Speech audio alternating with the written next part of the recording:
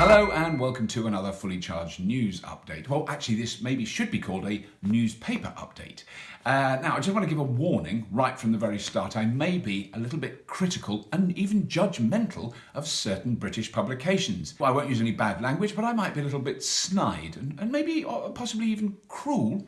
This is a story that recently appeared in the Financial Times, a very august newspaper in the United Kingdom, and also the day.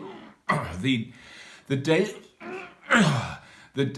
can do it. Just bear with me. I can get this whole phrase out in one go. Just give me a moment. An article that was published in the Daily Mail.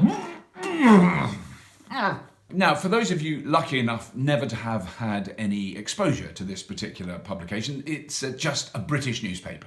It's a British newspaper. Okay, yes, they were very, very keen on fascists in the 1930s. But that's in the past now. They've really moved on. They've really changed with the times. So the other day, I got a lot of tweets telling me about this article, and people were assured that I'd really love to read it.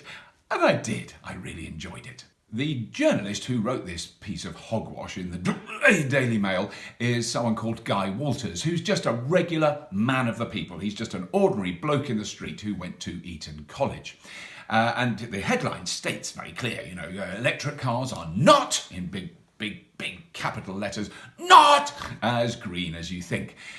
Which is kind of ironic because no one who reads the Daily Mail regularly would think anything was green. It's all a massive conspiracy that's being rammed down our throats by a Jewish conspiracy to make us all Muslims and follow Sharia law.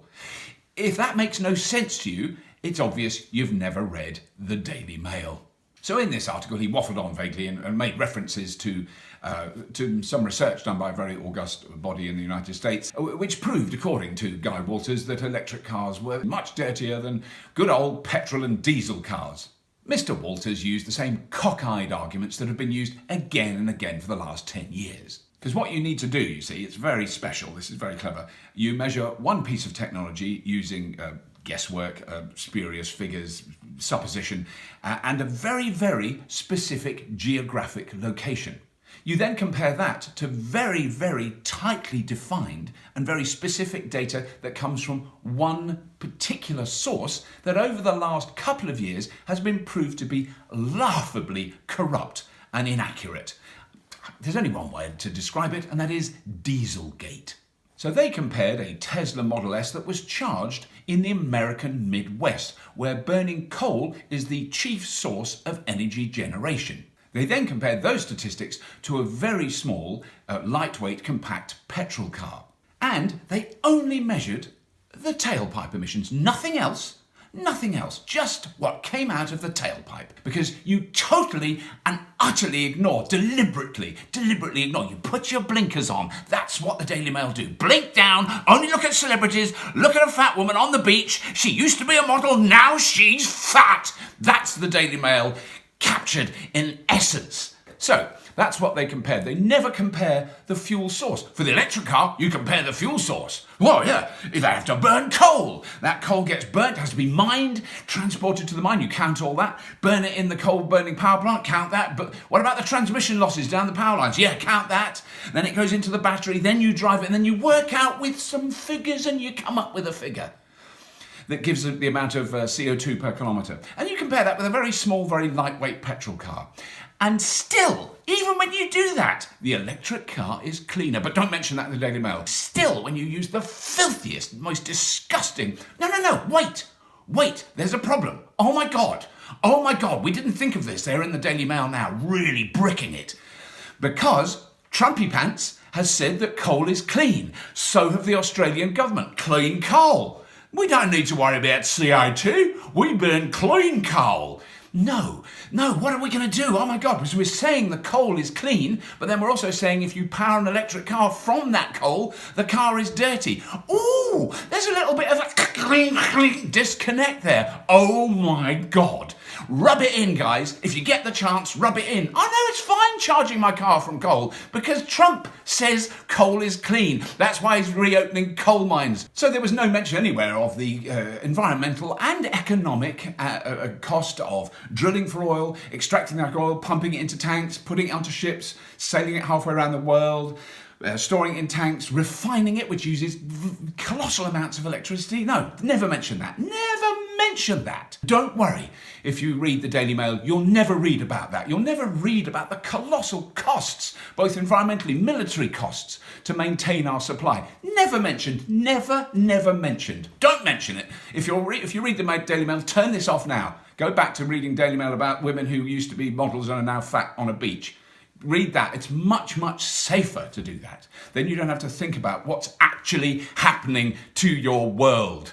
But what's so amusing about this whole thing is even in this report that they quote and they use, and MIT say electric cars are dirty. No, they don't. They say if you charge an electric car from just burning coal, yes, it's dirtier than it should be, which it is. It's bloody stupid.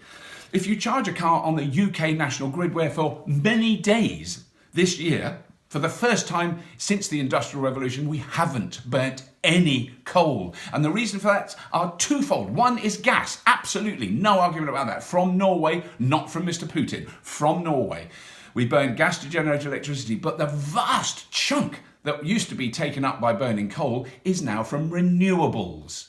From renewables. We have the cleanest, greenest electricity in this country that we've ever had. So when you pump your clean diesel that's been refined by using clean coal electricity from the refinery, you have to kind of remember that there has been a little bit of CO2 and a little bit of emissions before you actually start the car up when you fill the tank. But here's the really important point. Fossil fuels aren't getting any cleaner. Electricity, particularly in Europe, particularly in this country, is getting cleaner. And another point is, a fossil fuel car can't use anything other than fossil fuels. I mean, biofuel, yeah, forget biofuel. It's such a boring topic. I'm not even going to mention it. But an electric car is fuel agnostic. Get you with your poncy words. Yeah, fuel agnostic means it doesn't care where the electricity comes from. It's like a spoilt teenager. As long as dad gives it money, it doesn't care where it's from. An electric car will drive just as well on electricity that's produced by burning the filthiest coal. And it generates electricity, and you put it in an electric car, the car will still work, still go along, no problem. But it can also run on wind or nuclear or gas or solar. It can run on anything. Any form of electricity will make an electric car work. It does not care where it comes from. And the Financial Times, which ran a very similar article with the same stuff, electric cars are dirty, yada, yada, yada, using the same research, which was in fact from MIT, the Massachusetts Institute of Technology in Boston in the United States. Now, this is a very trusted university body with a long history in tech development and scientific analysis and scientific clarity. And this is where the report they've all used came from. Well, I say used, I mean it's completely and utterly misused, as a team from MIT then wrote to the Financial Times. They probably wrote to the Daily Mail as well, but the Daily Mail wouldn't publish a letter like that. They wouldn't ever admit they're wrong. To give the Financial Times their due, they did print the letter. There's links for all this below this video.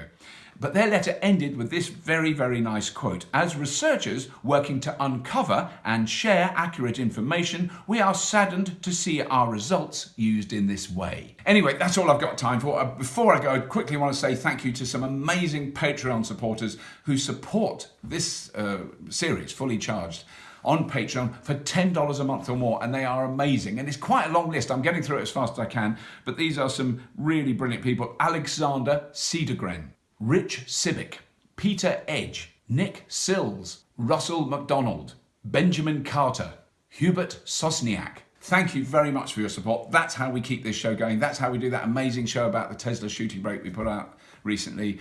There's lots and lots of amazing episodes coming up, man, incredible stuff. All the links about this ridiculous story are below. Thank you. If you've watched this far, I really appreciate it.